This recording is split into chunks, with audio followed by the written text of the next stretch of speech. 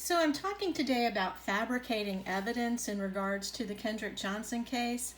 And the reason I'm talking about this is because the Johnson family was accused by Judge Porter of fabricating evidence. And the place you can find a little bit about this is in an Atlanta Journal-Constitution article.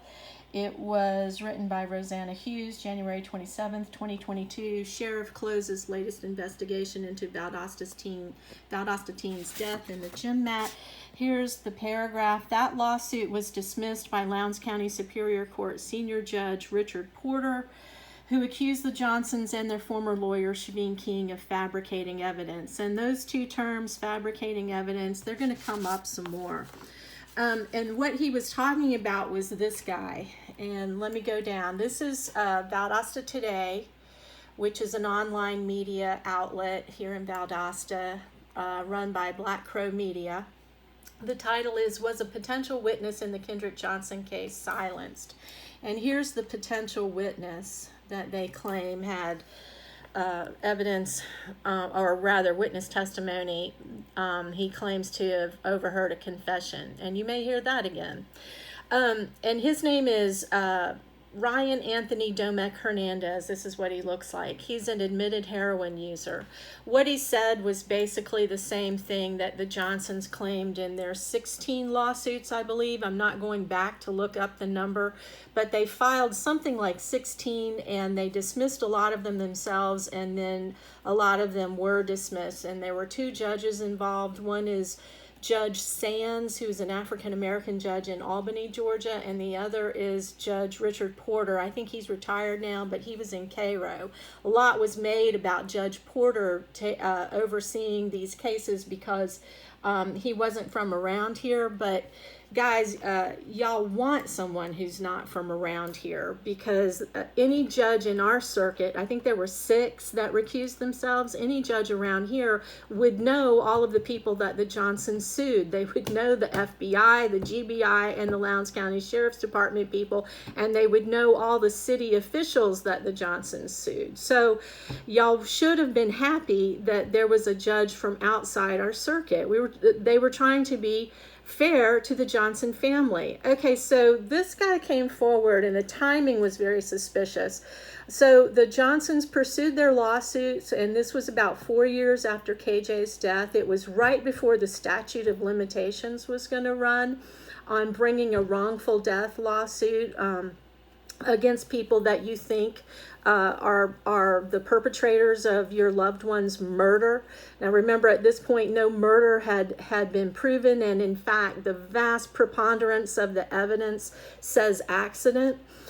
So 4 years after KJ dies, and 2 days before Judge Porter is going to issue his final ruling, which was basically whether or not the Johnsons had to pay attorney's fees, because all along in the filing of their cases, they had been told, if you bring suit against the education officials at Lowndes High School, against the deputies, against the GBI, against the Bell family, all of these people are going to countersue you because they know that they are not guilty of anything that you're accusing them. And unless you have evidence, then the judge is going to find his ruling is going to be against you, and you will be liable for attorney's fees. Now, this was not a surprise to anybody, and it certainly wasn't a surprise to Chevene King, because he had to pay attorney's fees in at least one other case where he did the same thing. He went after some jail guards, and he made wild accusations about what they did, and he had no evidence to back it up.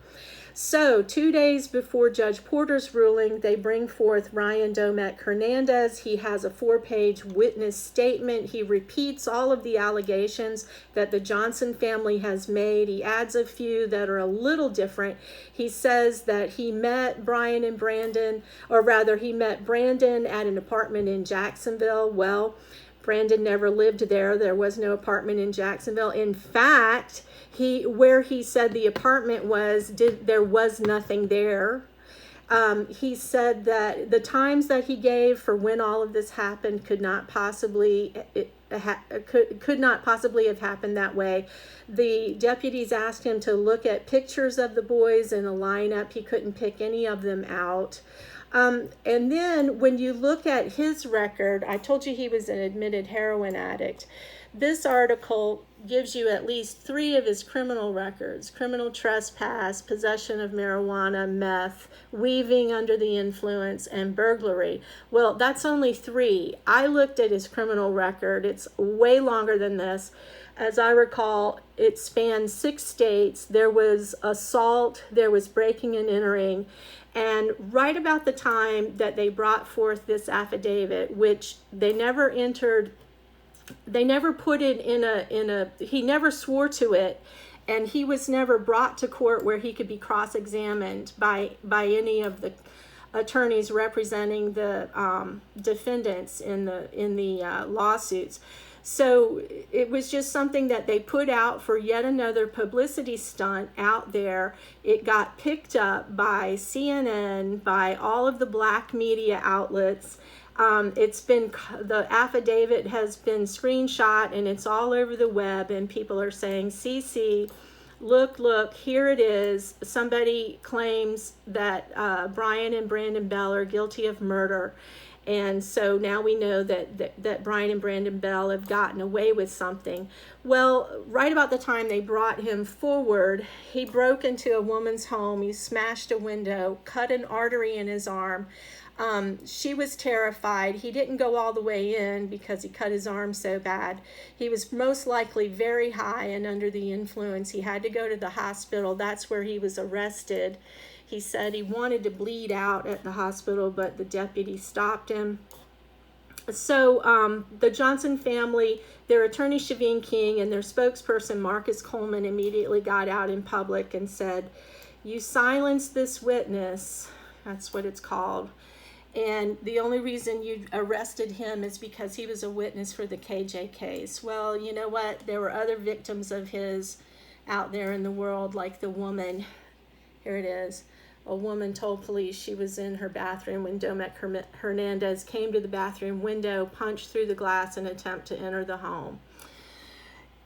I don't know. If Domek-Hernandez were accusing 2 black kids, then I would be outraged, and I would be out there saying, a man with such a sketchy background and no physical evidence to back up his claims, why in the world would you go after 2 black kids on the basis of this guy's testimony? You wouldn't. No one in Valdosta would allow this. And there's 2 guys in our community, 2 black guys, and apparently they're very upset that I have this little YouTube channel. I have 18 followers, guys. I'm no threat to your 5,000 followers. Y'all can get out there and you say anything you want, and none of it, as far as the KJ case, none of it has been based on the facts. But y'all used to be my friends, and we used to be in the NAACP together, and you know that the NAACP is the premier anti-lynching organization in the USA. You know that we would fight like hell if it were a black family being targeted by somebody like this guy. You know that we would be out there fighting if it were a black family being falsely accused of murder with no evidence and only the word of this guy. So you guys should be ashamed of how you've looked at this and how you've just decided that since I'm white, all of a sudden I cannot be your friend anymore because I refuse to go down this path of falsely accusing white people of a murder that never happened. If these were black people being accused, you and I would be on the same side. But I don't know what's wrong with you. I am sorry that you grew up black in America and had to endure racism and discrimination.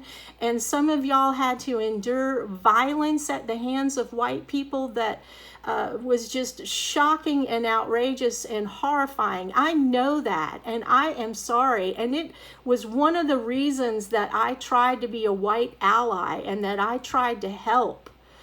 But I am not going to be a part of a black lynch mob any more than I was going to sit by and let a white lynch mob go forward. And y'all should be ashamed of yourselves. I worked with you guys. Y'all know that we worked on issues together in this community. I sacrificed a lot to do what I did for the NAACP. It wasn't all that outlandish to have a white president. I wasn't the first. There's been more in this organization. The NAACP was founded by white and black people, by Christians and non-Christians, by Jewish people, by men and women. It was an integrated group from the very beginning. It's never been a black-centric group. But my God, guys, you can't convict innocent people on the word of a criminal, and you shouldn't be out there saying anything Jackie and Kenneth Johnson say is the gospel truth when they've been caught in so many lies. You and I were in the courtroom the day that Chevene King said, Your Honor, the absence of evidence is our evidence of a vast conspiracy. If a white attorney said that, would you just say, oh yeah, that's right? I'm ashamed of you guys. I don't know what happened to you, but y'all need to use the brain that God gave you. Look around you and start comprehending what is going on and get a clue, guys. I'm just a little old YouTuber. 18 followers and you've got 5,000s, but y'all have lost your minds over my little YouTubes. All right, carry on.